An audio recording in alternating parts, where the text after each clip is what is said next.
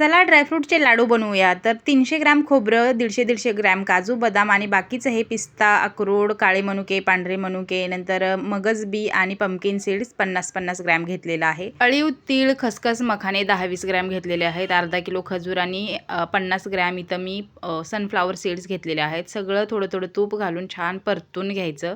छोट्या छोट्या बिया ड्राय रोस्ट केल्या तरी चालते. मी त्या खरं तर बारीक करणार नव्हते, पण कारभारी लाडू करायला घेतले. म्हटले हाताला टोचतंय ते बारीक कर म्हणून त्या मी ह्या टोमॅटोच्या ग्राइंडरमध्ये घातल्या. अरे हो, तुम्हाला ह्या टोमॅटोच्या ग्राइंडरचं सांगायचं राहिलं. याच्यामध्ये मी कांदा टोमॅटोच्या प्युरीपेक्षा ड्रायफ्रूटचे लाडूच जास्त करते आणि एवढं भारी हे खजूर मिक्स करण्यासाठी ड्रायफ्रूटच्या लाडूमध्ये की काय विचारूच नका. तुम्हाला सुद्धा लाडूचा बिझनेस करायचा असेल तर हे घेऊ शकता बरं का. कारण मिक्सरला खूप लोड येतो, असा थरथर थरथर कापत असतो मिक्सर. तर बघू शकता सगळं एकत्र करून मी छान बारीक करून घेतलेलं आहे आणि आता सगळं छान मळून घ्यायचं आणि आपल्याला हव्या त्या आकारामध्ये लाडू वळून घ्यायचे.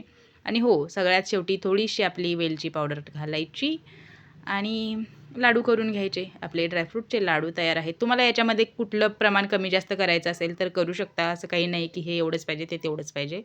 या पद्धतीनं एकदम बरोबर लाडू होतात 1.5 किलोच्या प्रमाणामध्ये, म्हणून मी तुम्हाला हे प्रमाण सांगितलं. बऱ्याच कमेंट आल्या होत्या की लाडूची रेसिपीसुद्धा सांग. सगळ्या लाडूची रेसिपी व्हिडिओ चॅनलवरती आहेत, नक्की चेक करा.